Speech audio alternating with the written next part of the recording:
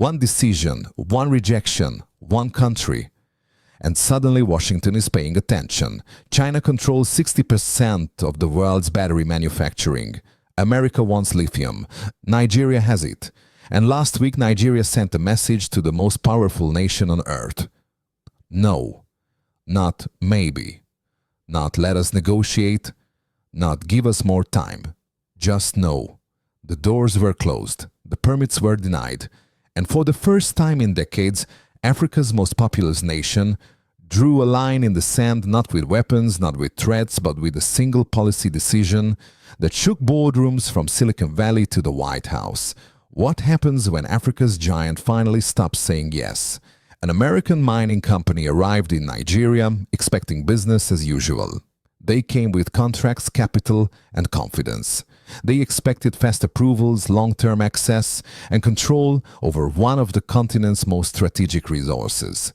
Instead, they hit a wall. The Nigerian government rejected their request for lithium exploration and extraction rights. The response was not diplomatic, it was direct. Our lithium is for Nigerians. This was not a negotiation, it was a declaration. For decades, Nigeria has watched its wealth leave. Oil flowed out of the Niger Delta while communities drowned in pollution and poverty. Gas was extracted and exported while Nigerians lived in darkness. Gold was mined and shipped abroad while local miners scraped by on pennies. Tin, coal and zinc, the pattern repeated endlessly. Foreign companies arrived with promises, they left with profits, and Nigeria was left holding the bill. But lithium. This time it would be different. Behind the scenes, pressure mounted. Diplomatic cables flew. The administration in Washington, shaped by policies that had been set during the Donald Trump era and continued under new leadership, made its displeasure known. There were warnings about the investment climate, concerns about bilateral relations, whispers of visa restrictions and aid conditions. Nigeria's answer did not change. Ban us and we will ban you right back. Do not look away. What comes next may change how we read the map. If you believe in these stories, give us your like, leave your thoughts, and subscribe to continue this journey together. This is not just about one mineral. This is about a nation finally taking control of its wealth. And it starts with understanding what lithium really is and why the world is willing to fight for it. Lithium is not just a mineral, it is the key to tomorrow's technology. It powers the electric cars rolling off Tesla's assembly lines. It runs the smartphones in 2 billion pockets. It charges the laptops that connect continents, the satellites that orbit the Earth, the drones that redefine warfare, and the military systems that nations guard more closely than their borders. Every battery in every device that will define the next 50 years depends on one element: lithium. Countries that control lithium will control the next industrial revolution. That is not rhetoric, that is reality. And Nigeria is sitting on some of the largest and purest lithium reserves in Africa. For years, only foreign players knew this. While Nigerians went about their daily lives, farming, trading, raising families, foreign geological teams were quietly studying the land.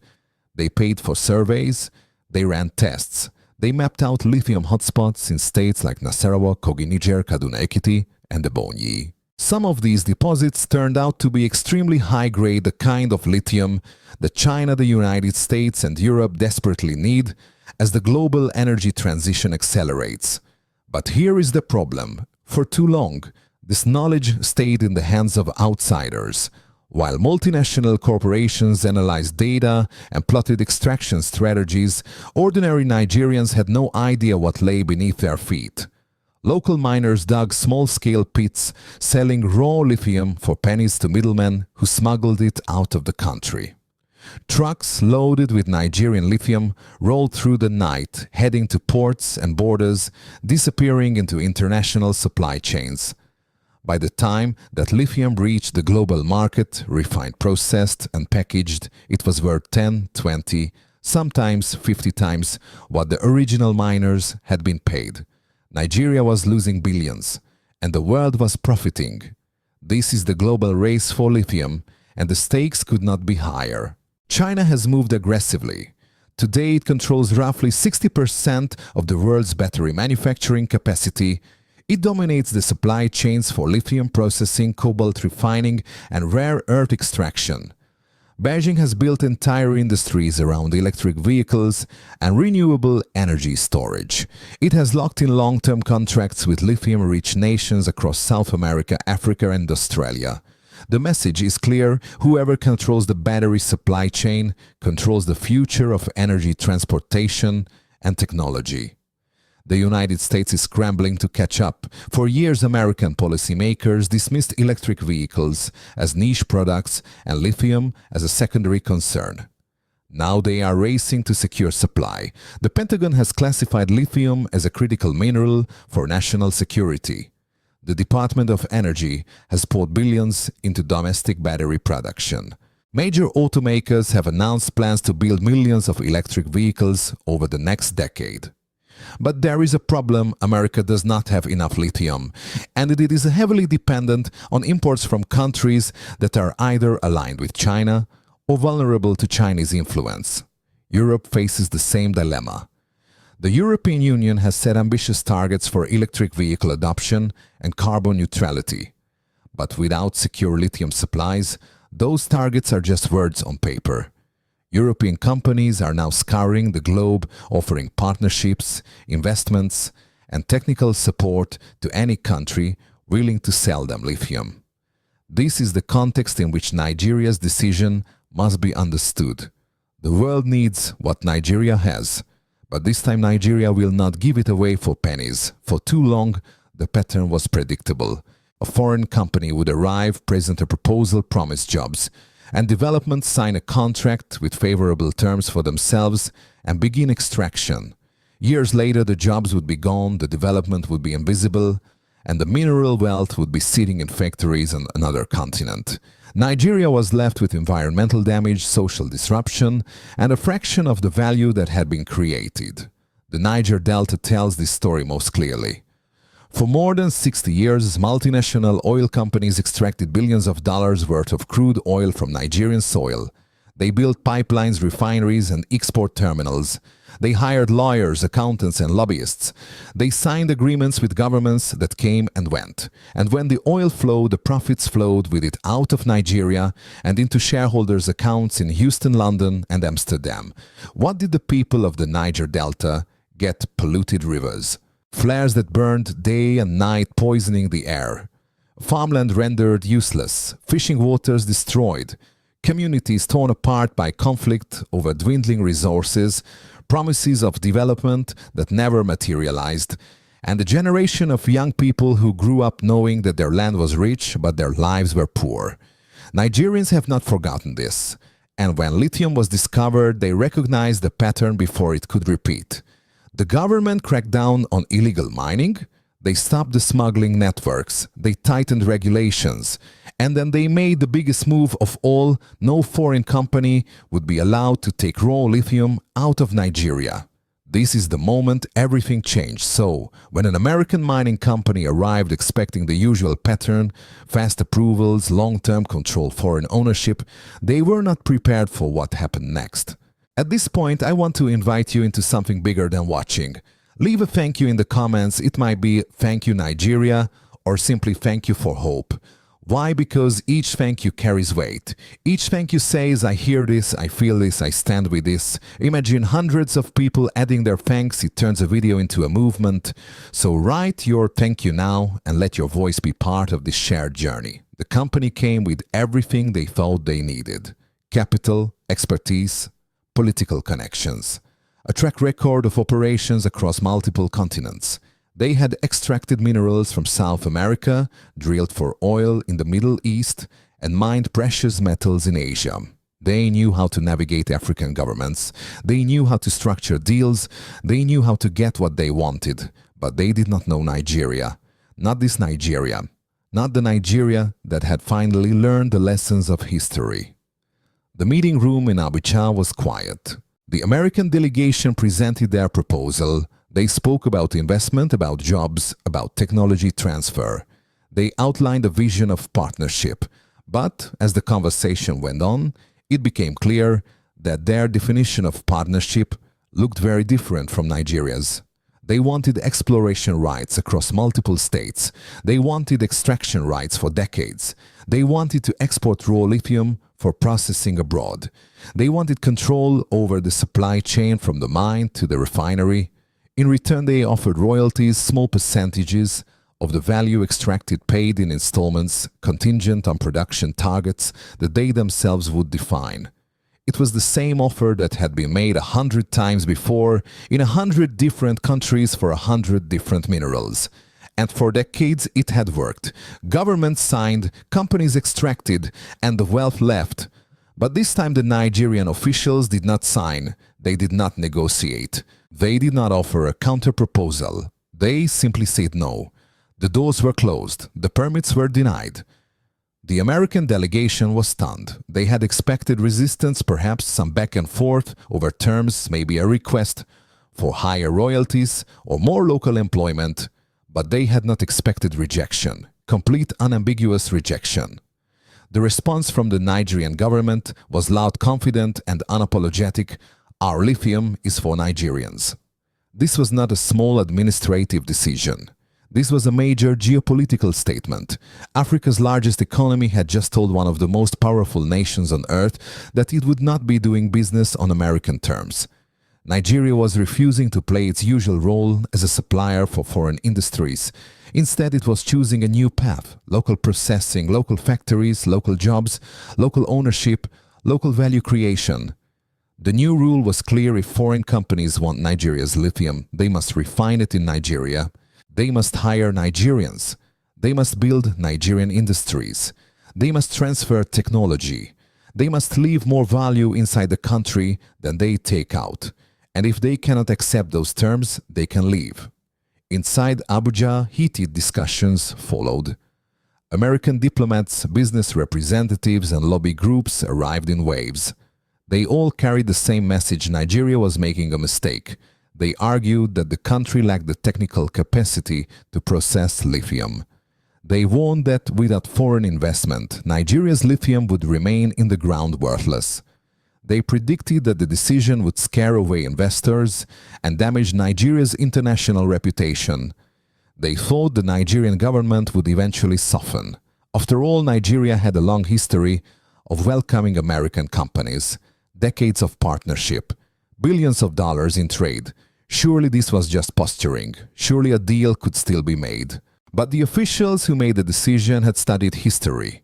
They had seen what happened in the Niger Delta, where foreign oil companies made billions while pollution, poverty, and corruption destroyed local communities. They had seen what happened across Africa, where countries exported raw minerals and watched Western industries capture all the profits. They had watched Congo supply the world with cobalt while remaining one of the poorest nations on earth. They had watched Zambia export copper for a century without ever building a significant manufacturing sector. Nigeria had learned, and Nigeria refused. The symbolism was impossible to miss. This was not just about minerals. It was about dignity. It was about sovereignty. It was about identity. It was about a nation choosing its future instead of having its future chosen for it. For decades, Nigeria's greatest weakness had not been a lack of resources. It had been that the world knew the value of those resources long before Nigerians were allowed to benefit from them. Foreign companies, foreign governments, and foreign investors studied Nigerian geology, calculated Nigerian wealth, and structured deals that ensured the profits would flow outward. This time Nigeria drew a line in the sand. The rejection sent a clear message: the era of easy access to Africa's resources is over. Foreign companies that want to do business in Nigeria will do so on Nigerian terms. They will invest in Nigerian infrastructure. They will train Nigerian workers. They will respect Nigerian laws. And they will leave Nigerian communities better than they found them. Of course, the decision did not come from nowhere. Behind the scenes, Nigerian policymakers had been planning this shift for years. They had watched China's rise. They had studied how Beijing protected its rare earth minerals, built domestic processing capacity, and captured the value chains that others had ignored. They had seen how Australia transformed itself from a raw material exporter into a sophisticated mining services hub. They had observed how Chile and Argentina were beginning to demand equity stakes and local processing requirements from lithium companies. Nigeria decided it would not be left behind. The rejection shook Washington, but the story was just beginning. Because when America steps back, someone else steps forward. When news of the rejection reached the United States, it caused immediate concern. This was not just about one mining company losing access to one mineral deposit. This was about strategy. This was about the future. America is heavily dependent on foreign lithium, and most of it comes from countries that are either aligned with China or vulnerable to Chinese economic pressure. Losing Nigeria, Africa's largest economy and nation with some of the continent's richest lithium reserves, meant losing a critical opportunity to diversify supply chains. Nigerian lithium could have helped America compete in the global battery race. It could have reduced dependence on Chinese processing. It could have strengthened partnerships across the Atlantic. Instead, the door had closed, and in Washington, alarm bells rang. Behind the scenes, meetings were convened. Diplomats scrambled to understand what had gone wrong. Had the company mishandled the negotiations? Was there a political angle they had missed? Were there domestic pressures inside Nigeria that the Americans had failed to account for? The answers, when they came, were uncomfortable. Nigeria had not rejected the deal because of poor diplomacy or bad timing. Nigeria had rejected the deal because the deal itself was the problem.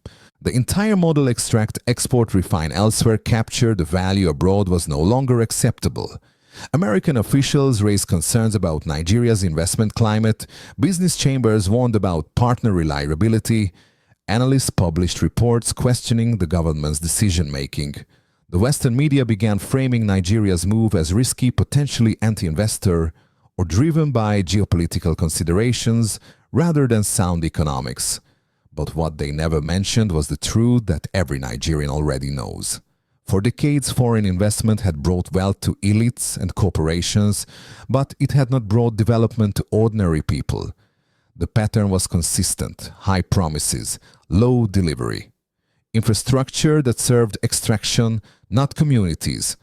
Jobs that were temporary, not sustainable. Wealth that left, not wealth that stayed. Nigerians did not want to repeat the cycle, and this time they had leverage. Because the world needs lithium, desperately. While Washington was still processing the shock, Beijing moved, quietly, strategically, effectively. China offered something America had not: partnership. Not on paper, but in practice. Chinese companies proposed investment in lithium processing plants inside Nigeria. They offered to build battery factories, establish training centers, and transfer technology. They spoke about value chains, local content, and long-term industrial development. While the United States had focused on controlling the supply, on securing access to raw materials, and shipping them home for processing, China focused on building capacity. And Nigeria noticed the difference. This was not about ideology. This was not about choosing sides in a great power competition. This was about pragmatism. Nigeria wanted to industrialize. It wanted to create jobs. It wanted to move up the value chain. Whoever could help Nigeria achieve those goals would win access to Nigeria's lithium. And so far, China's offer looked more compelling. Today, Nigeria is planning lithium processing factories. The goal is clear and ambitious: no more exporting raw minerals. Instead, Nigeria will produce battery-grade lithium compounds. It will manufacture battery cells. Eventually, it aims to produce electric vehicle components. This shift could create thousands of jobs for Nigerian engineers, chemists, and technicians. It could spark entirely new industries. It could position Nigeria as a key player in a trillion-dollar global market. Most importantly, it could change the entire structure of the Nigerian economy, from a nation that exports what others refine to a nation that refines what the world needs. This is why the moment is powerful. This is why the moment is emotional. This is why the moment matters. But Nigeria's decision has implications far beyond its own borders.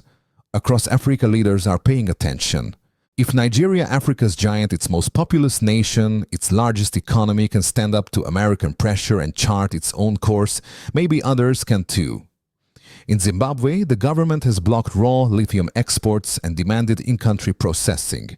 In Namibia, officials are negotiating equity stakes in mining projects. In the Democratic Republic of Congo, debates rage over how to capture more value from the country's vast cobalt reserves. In Ghana, policymakers are studying Nigeria's lithium strategy, wondering if similar principles could apply to their own bauxite and gold.